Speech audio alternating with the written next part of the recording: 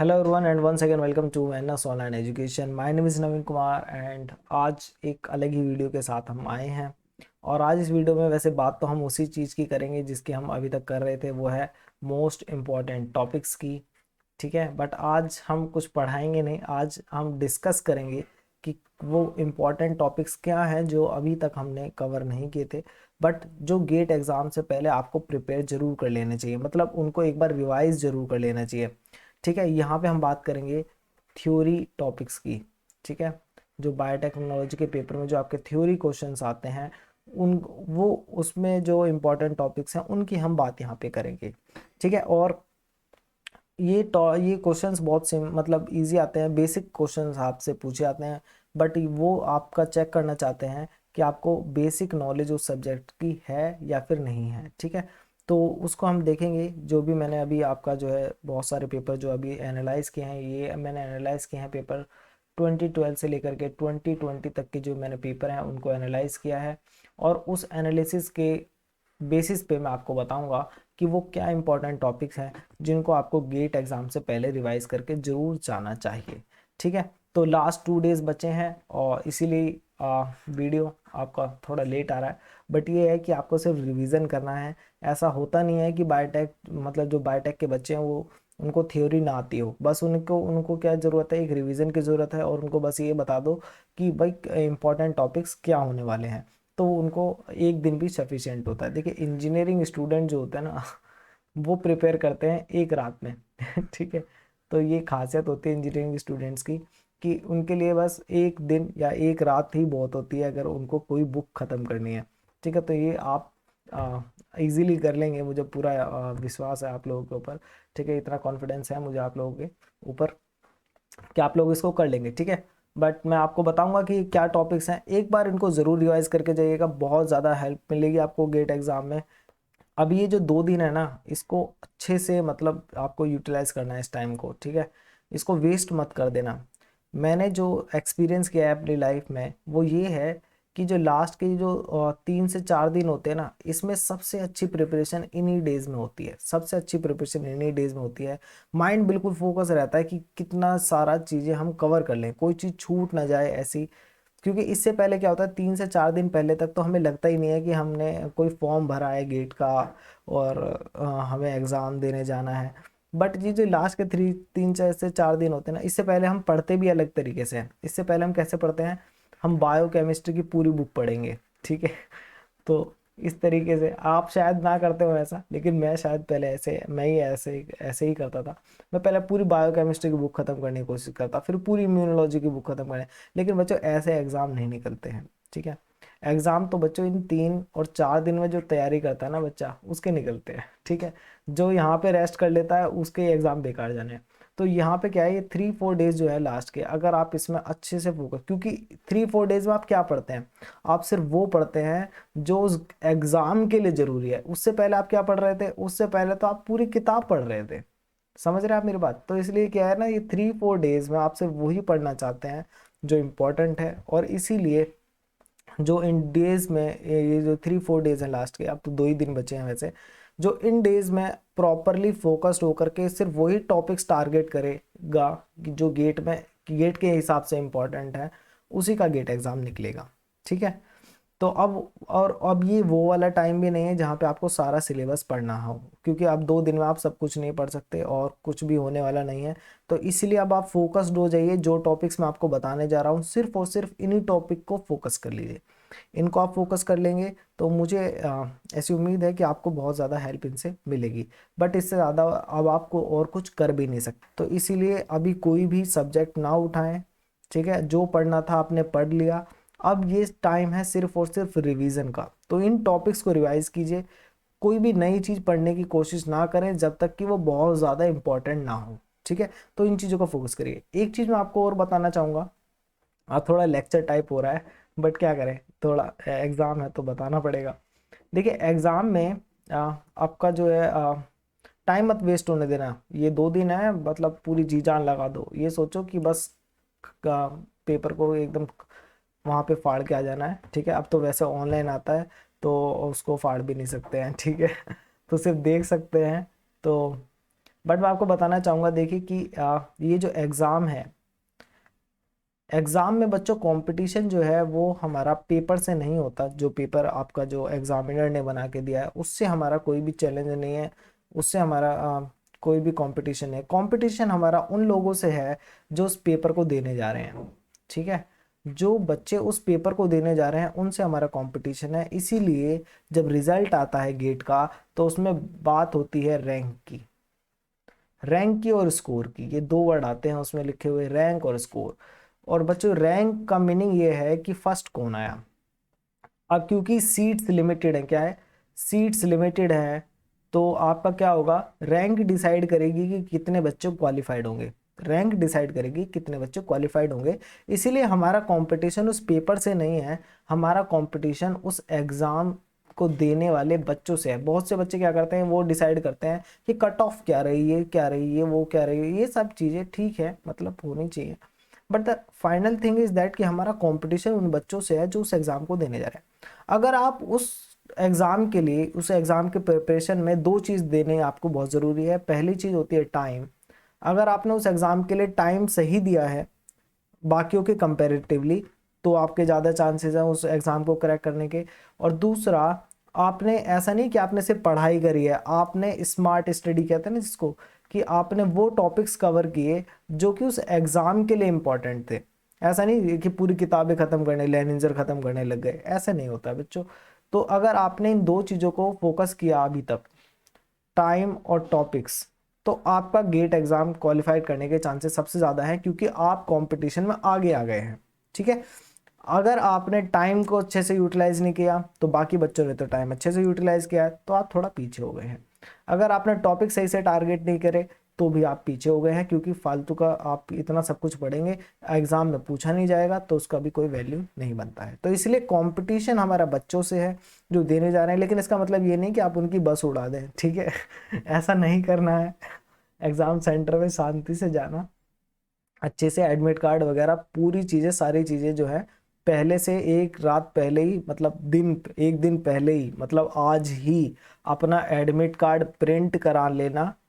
कल के भरोसे मत रहना मेरी तरह। मैं तो क्या करता था, जिस दिन पेपर होता था उस दिन भागता था इधर उधर, और जा करके सोचता था कि कहीं से बस प्रिंट आउट निकल जाए। और सुबह के टाइम पे शॉप खुलती नहीं थी, तो बस एक दो शॉप बस भगवान की कृपा से उस दिन खुली हुई थी, और मैंने एडमिट कार्ड प्रिंट करा लिया।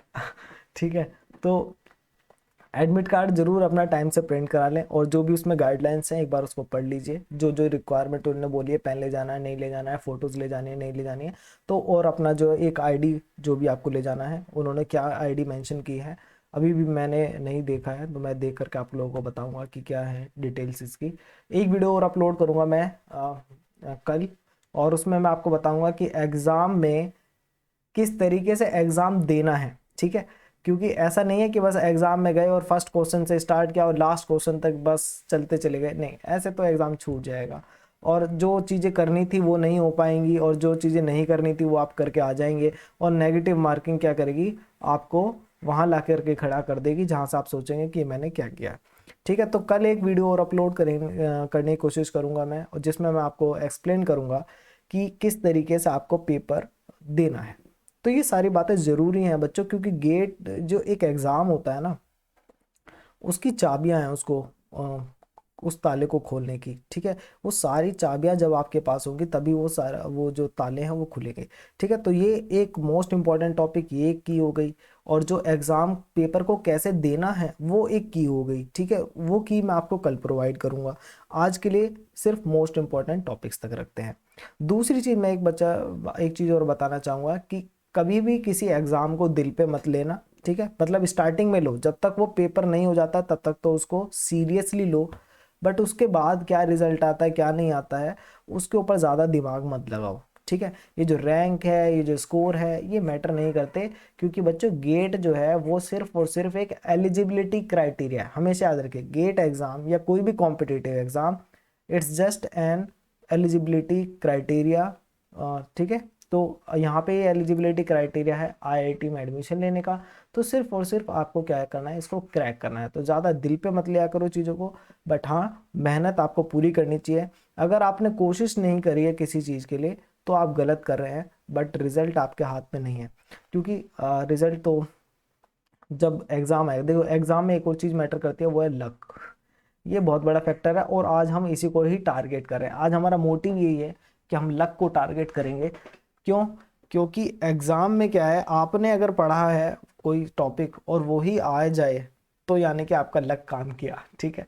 तो इसका और एग्ज़ाम जो है वो इस पर बहुत डिपेंड करता है। कई बार ऐसा होता है कि आपको आता तो बहुत सारे सब्जेक्ट्स हैं, बट आपको जो आता है उससे उसने कुछ पूछा ही नहीं एग्जामिनर ने, तब बहुत बड़ी दिक्कत हो जाती है। तो चलिए हम स्टार्ट करते हैं अपने टॉपिक, मोस्ट इंपॉर्टेंट टॉपिक्स। तो ये ऐसे टॉपिक हैं कि अगर आपने इनको प्रिपेयर किया तो आपका जो लक है उसके वो लक थोड़ा सा बढ़ जाएगा, ठीक है। तो आपको लगेगा कि हाँ ये मैंने पढ़ा था और यही आ गया, ठीक है। तो ये वो वाली बात हो जाएगी। तो देखते हैं किस तरीके से क्या क्या मोस्ट इम्पॉर्टेंट टॉपिक्स जो मैंने आपके लिए फाइंड आउट किए हैं। तो इनको एक बार जरूर रिवाइज करके जाइए और सिर्फ रिवाइज कीजिए। आप कुछ नया पढ़ने की कोशिश ना करें जब तक कि कोई बहुत ज़्यादा इंपॉर्टेंट टॉपिक ना हो, ठीक है। तो ये जो एनालिसिस है ये मैं आपको बता दूं दोबारा से, ये 2012 से लेकर के 2020 तक का है। इसमें बच्चों मैंने क्या चीज़ इंक्लूड नहीं करी है वो मैं आपको बता देता हूँ। इसमें मैंने बायो प्रोसेस इंक्लूड नहीं किया है। इसमें आपको इंजीनियरिंग मैथमेटिक्स से क्वेश्चन नहीं मिलेंगे, वो टॉपिक्स मैंने यहाँ पे नहीं लिए हैं। इसके अलावा मैंने एप्टीट्यूड यहाँ पे नहीं लिया है, ठीक है।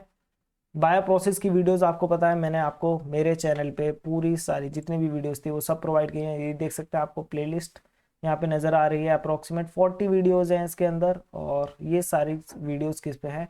बायो प्रोसेस पे। कुछ वीडियोस इम्यूनोलॉजी पर हैं और कुछ वीडियोस आपकी इंजीनियरिंग मैथमेटिक्स पे, जो कि मैं अभी भी आपको प्रोवाइड करा रहा हूँ, ठीक है। तो ये सारी वीडियोस आपको मिल रही हैं प्लेलिस्ट, और इसके अलावा 2020 और 2019 का पेपर का सॉल्यूशन भी आपको यहाँ पे प्रोवाइड किया हुआ है, ठीक है। तो वापस आते हैं, तो ये मैंने आपको दिखाया कि ये सारी चीज़ें आपको प्रोवाइड पहले ही करा दी हैं, और अब आपने अब तक उन सब चीज़ों को कवर कर लिया हुआ। तो बात करते हैं कुछ ऐसे इंपॉर्टेंट टॉपिक्स जो कि गेट एग्जाम में आने के चांसेस सबसे ज़्यादा है। तो बच्चों इसमें सबसे इंपॉर्टेंट टॉपिक अगर किसी के भी दिमाग में आएगा तो वो है अमाइनो एसिड। बच्चों ये इतना इम्पॉर्टेंट टॉपिक है कि गेट एग्जाम कोई ऐसा अभी तक मतलब नहीं मिलता देखने के लिए जिसमें ये क्वेश्चन ना पूछा गया हो अमाइनो अमाइनो एसिड से रिलेटेड। बट बच्चों अब वो टाइम चला गया है जब कोई स्ट्रेट फॉरवर्ड क्वेश्चन पूछा करता था। अमाइनो एसिड से क्वेश्चन हमेशा घुमा करके आते हैं, यानी कि वो एक कंडीशन देंगे और उस कंडीशन पे आपको सवाल पूछा जाएगा कि बताइए इस कंडीशन में कौन सा अमाइनो एसिड यहाँ पर होना चाहिए, ठीक है। तो इसका मतलब ये है कि आपको अमाइनो एसिड का जो केमिकल स्ट्रक्चर है वो आपको पता होना चाहिए कि किस तरीके से आपका बॉन्ड्स बने हुए हैं उसके अंदर, शेप क्या है उसकी। और जिसमें स्ट्रक्चर की बात कर रहा हूँ मैं, तो यहाँ पे मैं फोकस जो है, मेरा एम्फेसिस जो है वो प्रोलिन की तरफ है, ठीक है। तो इसको थोड़ा ध्यान रखिएगा, वो थोड़ा सा अलग है आपका अमाइनो एसिड। इसके अलावा मैं बात करूँ तो आपका आएगा फिर इसके टाइप्स। टाइप्स में आपका यहाँ पे मैं बात करना चाह रहा हूँ कि इनका जो क्लासिफिकेशन है कि आपके पॉजिटिव, नेगेटिव, न्यूट्रल, ठीक है। और इसमें बात करेंगे एसिडिक बेसिक की, एसिडिक बेसिक न्यूट्रल की, ठीक है। तो वो कौन से हैं? Polar, non polar amino acid, hydrophobic और आपके हाइड्रोफिलिक, हाइड्रोफिलिक, ठीक है। तो ये सारी चीज़ें आपको पता होनी जरूरी है। तो ये सारी चीज़ें आपको पता होनी चाहिए अमीनो एसिड के बारे में, पोलर है नहीं है, हाइड्रोफोबिक है नहीं है, और ये टाइप्स, ठीक है, एसिडिक बेसिक, ये सारी चीज़ें अगर आपको पता होंगी तभी आप आंसर कर सकते हैं उनके क्वेश्चंस का जो अमीनो एसिड से रिलेटेड पूछे गए हैं। अदरवाइज आप इनका आंसर नहीं कर सकते कि कौन से अमीनो एसिड हैं जो डाइसल्फाइड बॉन्ड बना सकते हैं, ठीक है, कौन नहीं बना सकते हैं। तो ये सारी चीज़ें आपको कब पता चलेंगी? जब आप इनके बारे में अच्छे से पढ़ेंगे। तो इनका जरूर, इनको एक बार ड्रॉ करके जरूर देख लेना, तभी आपके माइंड में फिट होंगे, ठीक है। और ये बहुत इंपॉर्टेंट है। इनसे अप्रोक्सीमेट अगर मैं आपको बताऊं तो बच्चों 12 क्वेश्चन अभी तक आपके यहाँ से पूछे गए हैं, 12 से लेकर के 2020 के बीच में, ठीक है। नेक्स्ट टॉपिक की बात करें तो वो होगा आपका सेल सिग्नलिंग, ठीक है। सेल सिग्नलिंग जरूर पढ़ लीजिएगा, इससे भी क्वेश्चन पूछे गए हैं अच्छे खासे। और सेल सिग्नलिंग की बात करें तो इससे रिलेटेड आपके 5 क्वेश्चन आपके अभी तक पूछे गए हैं, ठीक है। बट रिसेंटली अब जो है ज़्यादा पूछे जा रहे हैं इससे क्वेश्चन, तो इसलिए इसको ज़रूर पढ़िएगा। और सेल सिग्नलिंग में भी अगर आपको स्पेसिफिकली बात करनी है कि क्या इंपॉर्टेंट है, तो उसमें आएगा बच्चों जी प्रोटीन सिग्नलिंग, ठीक है, तो उसमें जो आएगा वो है जी प्रोटीन सिग्नलिंग। इससे जो है आपका ज़्यादा पूछा जा रहा है क्वेश्चंस, तो इसको ज़रूर अच्छे से पढ़िए। इससे रिलेटेड शायद मैंने एक वीडियो भी बनाया हुआ है रास प्रोटीन के ऊपर। ये शायद मैंने कोई पेपर सॉल्व किया है तो 2020 या 2019 कोई पेपर है, उसके सॉल्यूशन में आपको ये ये मिल जाएगा, जहाँ पे मैंने ये सिग्नलिंग भी जो है डिस्कस करी है। ठीक है, तो आप उसको ढूंढ सकते हैं 2020 या 2019 के जो एग्जाम पेपर का सॉल्यूशन है उसकी प्लेलिस्ट में आपको ये मिल जाएगा। ठीक है, तो वहाँ से आप इसको देख सकते हैं सर्च कर लेना एक बार चैनल पे, इसको मिल जाएगा आपको। नेक्स्ट बात करें बच्चों नेक्स्ट इंपॉर्टेंट टॉपिक की, तो ये एक काफ़ी अच्छा टॉपिक है। ये है आपका मीडिया कंपोजिशन, बोल दीजिए, हाँ कहने को तो कुछ भी बोल दीजिए टॉपिक का नाम। ठीक है, तो मीडिया कंपोजिशन में यहाँ पे और किसकी मीडिया की बात हो रही है? यहाँ पे मीडिया की बात हो रही है बच्चों एनिमल सेल कल्चर। किसकी बात हो रही है? एनिमल सेल कल्चर की। ये बच्चों बहुत इंपॉर्टेंट टॉपिक है। ठीक है, इससे अब जो है जैसे कि मैंने बताया रिसेंटली इससे काफ़ी क्वेश्चन पूछे जा रहे हैं, अब जो एग्जाम्स हो रहे हैं। ठीक है, तो उसमें इनसे काफ़ी क्वेश्चन पूछे जा रहे हैं। तो मीडिया कंपोजिशन, इससे भी रिलेटेड 6 क्वेश्चन आए हैं। और एनिमल सेल कल्चर से का जो मीडिया है उसमें क्या क्या कंपोजिशन है, सीरम का क्या यूज़ होता है उसके अंदर, आप उसका पीएच कैसे मेंटेन करते हैं, बाइकार्बोनेट वगैरह इन सब का रोल क्या है, और क्या क्या हार्मोन्स जो है उसके अंदर प्रेजेंट होते हैं जिनकी वजह से आपका इसको यूज़ किया जाता है। तो एनिमल सेल कल्चर का जो मीडिया है इसके ऊपर क्वेश्चन आने के चांसेस बहुत ज़्यादा हैं, इसको ज़रूर प्रिपेयर कर लीजिएगा। ठीक है, एनिमल सेल कल्चर से यही टॉपिक जो है सबसे ज़्यादा इम्पॉर्टेंट है। क्लियर? तो नेक्स्ट चलते हैं, आगे मूव करते हैं। फिर अगर कोई दूसरा टॉपिक मुझे बताना पड़े इम्पोर्टेंट, तो फिर आएगा नाम इम्यून सेल्स का। ये आपने इम्यूनोलॉजी में पढ़ी हैं। इम्यून सेल्स पे एक दो शायद वीडियो भी है हमारी चैनल पे, आपको मिल जाएंगी। तो यहाँ पर आपकी बात होगी, और इसके अलावा जो है इसके अंदर इंक्लूड कर लीजिएगा MSc 1 एंड MSc 2। ठीक है, ये आपके सेल्स तो नहीं है बट ये भी एक टॉपिक है इम्यूनोलॉजी से, इससे रिलेटेड भी क्वेश्चन आपके पूछे जाते हैं। तो इम्यून सेल्स में T cells, B cell, macrophage, neutrophils, ये सब के बारे में जरूर पढ़ लेना कि कौन किसको अटैक करता है और उसका मैकेनिज्म क्या है, मतलब कौन उनको एक्टिवेट करता है अटैक करने के लिए। वो मतलब न्यूट्रोफिल्स कैसे एक्टिवेट होती है किसी को अटैक करने के लिए, टी सेल्स कैसे एक्टिव होती है उसको, बी सेल्स को एक्टिवेट कौन करता है ये आपका एंटीबॉडी बनाने के लिए। तो बी सेल्स ही तो बनाती हैं बस एंटीबॉडी, और तो कोई सेल्स नहीं बनाती है एंटीबॉडी। तो ये आपको पता होनी चाहिए। ठीक है, तो इसको जरूर पढ़ लीजिएगा। इनसे रिलेटेड भी अप्रोक्सीमेट आई थिंक 7 क्वेश्चन आपके यहाँ पे पूछे गए हैं। फिर जो नेक्स्ट इंपॉर्टेंट टॉपिक फिर जो नेक्स्ट इंपॉर्टेंट टॉपिक जिसकी अगर हम बात करें तो वो होगा आपका बच्चों cell organelles. Cell organelles, cell organelles में आपको जो पढ़ लेना है कि उनका फंक्शन क्या है। फंक्शन से क्वेश्चन आता है कि बताइए कि माइटोकॉन्ड्रिया का, ये आपका गोल्गी बॉडीज का, एंडोप्लाज्मिक रेटिकुलम का, स्मूथ एंडोप्लाज्मिक और रफ एंडोप्लाज्मिक रेटिकुलम, क्लोरोप्लास्ट, इन सब के फंक्शंस जो हैं उनके ऊपर क्वेश्चन आपका पूछा जाता है। इसके अलावा पूछा जाता है कि कौन जो है आपका सिंगल मेम्ब्रेन बाउंड ऑर्गेनल है, सिंगल मेम्ब्रेन बाउंड ऑर्गेनल्स। ठीक है, कौन सिंगल मेम्ब्रेन बाउंड, कौन डबल मेम्ब्रेन बाउंड है। ठीक है, और उनकी कुछ प्रॉपर्टी से रिलेटेड क्वेश्चन आपके पूछे जाते हैं। ठीक है, तो इनको आप कर सकते हैं, या आप तो काफ़ी मतलब बचपन से पढ़ते हुए आ रहे हैं हम सेल्स के बारे में, तो ये इतने टफ क्वेश्चन नहीं है और आप इनको इजीली पढ़ लेंगे। तो ज़्यादा डीप में जाने की जरूरत नहीं है, जैसे कि मैं हर बार कहता हूँ कि गेट एग्जाम चेक करता है कि आपको उस सब्जेक्ट की नॉलेज है या नहीं है। ज़्यादा डीप से क्वेश्चन वो भी नहीं पूछते हैं, एक दो क्वेश्चन आते हैं कभी कभी मतलब एग्जाम में डीप से, वो चेक करने के लिए कि कौन कुछ बच्चे बहुत खतरनाक होते हैं ना पढ़ाई में, उनको आइडेंटिफाई करने के लिए कुछ क्वेश्चन ऐसे दिए जाते हैं। ठीक है तो चलिए आगे बढ़ते हैं। इसके अलावा बच्चों एक और जो मैं आपको टॉपिक सजेस्ट करूंगा वो होगा एग्रोबैक्टीरियम ट्यूमिफिकेशन। ठीक है, तो एग्रोबैक्टीरियम के ऊपर जो है बच्चों इससे क्वेश्चन पूछे जाते हैं, इसको प्लीज पढ़ लीजिएगा। ठीक है, एग्रोबैक्टीरियम क्या मैकेनिज्म है, टी प्लाज्मिड जो है उसका वो किस तरीके से आपका इनकॉर्पोरेट होगा वहाँ पे, उसके अंदर जाएगा TDNA, ये सब जो है एग्रोबैक्टीरियम के बारे में अच्छे से एक बार पढ़ लीजिएगा। टाइम देखो, मैंने तो कोशिश की थी कि मैं ज़्यादा से ज़्यादा आपको कंटेंट प्रोवाइड कर सकूं, but the thing is that कि बच्चों टाइम की अवेलेबिलिटी नहीं थी। मैंने दिसंबर से स्टार्ट किया, आपको पता ही होगा अगर आप स्टार्टिंग में जुड़े हुए मुझसे, तो मैंने दिसंबर से वीडियोस अपलोड करना स्टार्ट किया था। उससे पहले जो मैंने वीडियोस अपलोड की थी वो थी पेपर के सॉल्यूशन की, 2019 और 2020 का जो पेपर था उसके सॉल्यूशन की, वो भी काफ़ी पहले की थी। तो स्टार्टिंग तो मैंने यहाँ दिसंबर से ही की थी आपको गेट की प्रिपरेशन की। तो जितना मैं कंटेंट प्रोवाइड करा पाया वो मैंने पूरी कोशिश की।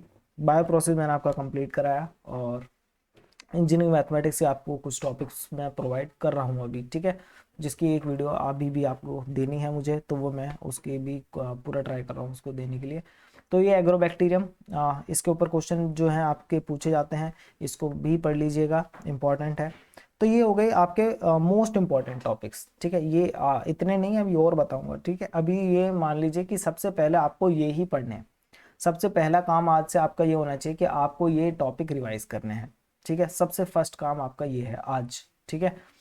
तो आप लोगों के लिए मैं पूरी रात जागा हूँ, ठीक है और अभी इसको बना करके थोड़ी देर मुझे सोना भी है। तो इसके बाद एक जो है मीन और मीडियन, मैथ का एक टॉपिक है मीन मीडियन मोड। इसको भी एक एक क्वेश्चन अगर आप इससे निकाल लें गेट एग्जाम का ही, कोई पुराने पेपर में से, तो ये आपके लिए बहुत बेनिफिट हो सकता है इससे। तो एक मीन मीडियन मोड का एक क्वेश्चन निकाल लें, ठीक है। इसके अलावा फिर आगे बात करते हैं। तो ये हो गए मोस्ट इंपॉर्टेंट टॉपिक जो कि आपको सबसे पहले पढ़ने हैं, क्योंकि इनसे सबसे ज़्यादा क्वेश्चन पूछे गए। अब मैं आपको बात करूंगा कि कुछ सिर्फ और सिर्फ इम्पॉर्टेंट टॉपिक्स की। अब ये मोस्ट नहीं रहे हैं, अब ये इम्पॉर्टेंट में आ गए हैं, ठीक है तो यहाँ पे इनका थोड़ा सा लेवल डाउन होता हुआ, तो वो तो सबसे ज़्यादा इम्पोर्टेंट थे। सबसे पहले आपको क्या है, उन्हीं को ही पढ़ने की कोशिश करनी है। जब आपके वो कंप्लीट हो जाए तो मैं आपको फिर उसके बाद के कुछ टॉपिक्स दे रहा हूँ। अब आपको ये टॉपिक्स पढ़ने हैं। इसके अलावा जो इम्पोर्टेंट टॉपिक आते हैं वो है पीसीआर से रिलेटेड क्वेश्चन जो है आप पूछा जाता है आपका।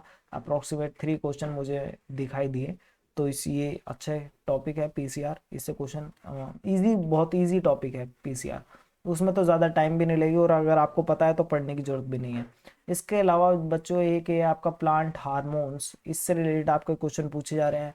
तो इससे भी रिलेटेड आपके 3 क्वेश्चन अभी तक मुझे दिखाई दिए हैं, और अभी रिसेंटली भी आपके इससे प्लांट हार्मोन से क्वेश्चन आया है और पीसीआर से भी आया है। तो इसलिए इसको जरूर पढ़िएगा।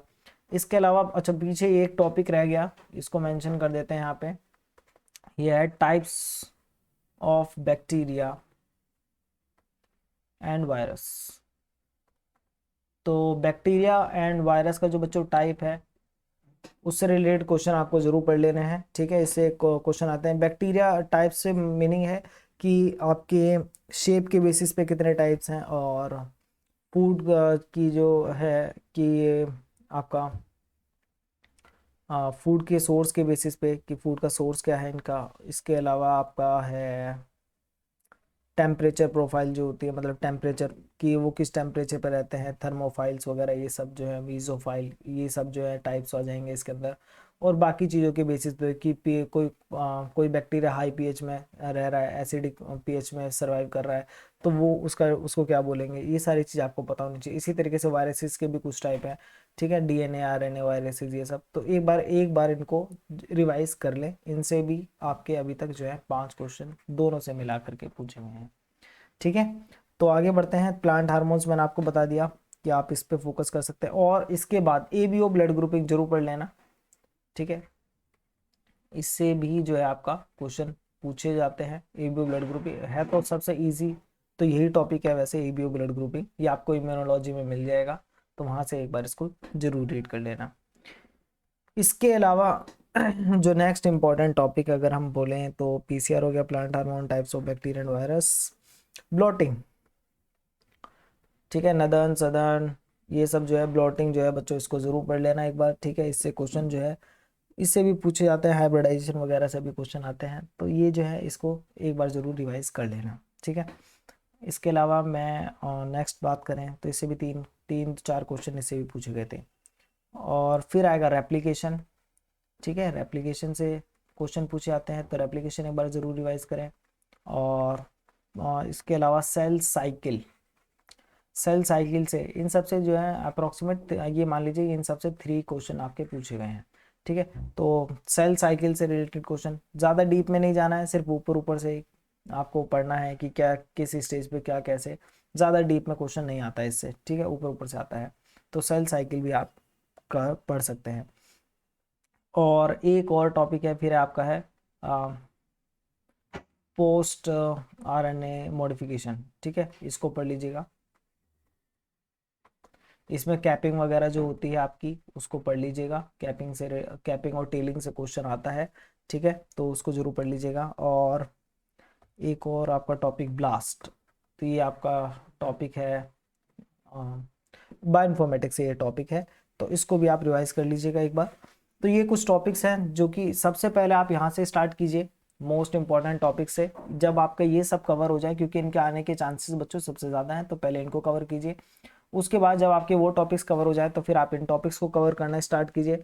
और अगर आपको लगता है ये टॉपिक्स कवर हो गए हैं, तो मैं आपको एक लिस्ट और दे देता हूँ, जो कि मतलब इनसे बहुत ही रेयरली क्वेश्चन जो है आपके आने के चांसेस हैं, बट इनसे क्वेश्चन आए हैं, बट ये इनसे आने के चांसेस अब रेयरली होते हैं कि इनसे मतलब इनको पढ़ लीजिएगा अगर आपका ये सब कंप्लीट हो जाए तो, अदरवाइज इनको रहने दीजिएगा। ठीक है, तो यहाँ पे मैं आपको एक दो क्वेश्चन बता देता हूँ, जैसे कि लैक ओपेरॉन से क्वेश्चन आता है, लैक ओपेरॉन। ठीक है, इसको पढ़ लीजिएगा लैक ओपेरॉन को। और बात करें फाइलोजेनेटिक ट्री से, तो क्वेश्चन आते ही हैं फाइलोजेनेटिक ट्री। फाइलोजेनेटिक ट्री एक ये अच्छा टॉपिक है, फाइलोजेनेटिक ट्री, इसको पढ़ लीजिएगा। ठीक है, इसमें आपसे पूछेगा कि किस मेथड का यूज़ किया है। ठीक है, किस प्रिंसिपल का यूज़ किया है फाइलोजेनेटिक ट्री को बनाने के लिए, तो उससे रिलेटेड वो क्वेश्चन आपसे पूछा जाता है। इसके अलावा बात करें तो प्लांट सेकेंडरी मेटाबोलाइट से क्वेश्चन, प्लांट सेकेंडरी मेटाबोलाइट। ठीक है, ये क्वेश्चन बच्चों मैं वो बता रहा हूँ जो कि लीस्ट इंपॉर्टेंट है। ठीक है, सबसे कम इंपॉर्टेंट ये वाले टॉपिक्स हैं। ठीक है, इनके आने के चांसेस बहुत कम होते हैं। ठीक है, बस कभी कभी आते हैं, तो ये 2 या 1 ही बार पूछे गए हैं ये वाले टॉपिक्स। ठीक है, 2 बार मान लीजिए, ये जो मैं आपको बता रहा हूँ कि कम से कम 2 बार, मतलब 8 सालों में 2 बार पूछे गए हैं, सॉरी 9 ईयर्स में। ठीक है, तो ये लीस्ट इंपॉर्टेंट टॉपिक्स है, आप एक बार इनको देखना चाहें तो आप इनको भी देख सकते हैं जब आपका बाकी के टॉपिक कवर हो जाए। इसके अलावा ये पैम और ब्लॉसम, इसको ज़रूर पढ़ लेना बच्चों, इससे रिलेटेड भी 2 क्वेश्चन आपके आ चुके हैं। ठीक है, पैम और ब्लॉसम। और क्या, मैंने बहुत सारे देखिए क्वेश्चन एनालिसिस करने में टाइम लगा थोड़ा, बट आप लोगों के लिए काफ़ी हेल्पफुल है ये। तो ये सारी चीज़ें हमने पढ़ ली। एमएल एप्लीकेशन, इनेट इम्यूनिटी से तो 1-2 क्वेश्चन आता है, लेकिन इसकी वीडियो हमने पहले प्रोवाइड कर दिया, तो उसकी अब ज़रूरत नहीं है आपको बताने के लिए। और वायरस टाइप डेटाबेस इनोवेटर, ठीक है, बस बच्चों यही था जो कि मोस्ट इंपॉर्टेंट टॉपिक्स थे। बाकी टॉपिक्स जो है उनसे एक एक क्वेश्चन आता है, उसका कोई फ़ायदा नहीं है उसको पढ़ने के लिए, टाइम वेस्ट वाली बातें हैं। ठीक है, 1-2 क्वेश्चन तो वो नए देंगे ही, हर चीज़ तो वो बार बार रिपीट नहीं करेंगे, तो वो तो चीज़ें चलती रहेंगी। बट हमने यहाँ पे जो डिस्कस किया है वो है मोस्ट इंपॉर्टेंट, सबसे ज़्यादा इंपॉर्टेंट टॉपिक्स, तो ये सबसे पहले इनको प्रिपेयर करें, फिर इनको प्रिपेयर करना, और अगर ये हो जाए तो इनको प्रिपेयर करना, और अगर ये भी प्रिपेयर हो जाए तो मुझे मैसेज कर देना, कमेंट कर देना। ठीक है, तो मैं आपको और टॉपिक्स बता दूंगा। ठीक है, इसमें हमने इंक्लूड नहीं किया है बच्चों बायो प्रोसेस को, इंजीनियरिंग मैथमेटिक्स को और एप्टीट्यूड को, जैसे कि मैंने आपको बताया। इसके अलावा बच्चों एक वीडियो, जैसे कि मैंने अभी आपको बताया कि एक वीडियो मैं और अपलोड करूंगा, जिसमें मैं आपको बताऊंगा कि पेपर कैसे वहाँ पे जा करके देना है, किस सेक्शन पे कैसे ध्यान देना है, कैसे मतलब पेपर जो है आप और भी ज़्यादा अच्छा दे सकते हैं, तो उसकी कुछ ट्रिक्स वहाँ पे हम डिस्कस करेंगे अगर वो वीडियो अपलोड हुई तो। ठीक है, तो तब तक के लिए बाय बाय। नेक्स्ट वीडियो में अभी आपका मेरे को एक वीडियो और बनाना है रिलेटेड टू इंजीनियरिंग मैथमेटिक्स, जिसमें हम बात करेंगे सॉल्यूशन ऑफ लीनियर इक्वेशंस की। ठीक है, तो मिलते हैं नेक्स्ट वीडियो में, तब तक के लिए bye bye. Thank you for watching and all the best for your GATE exam.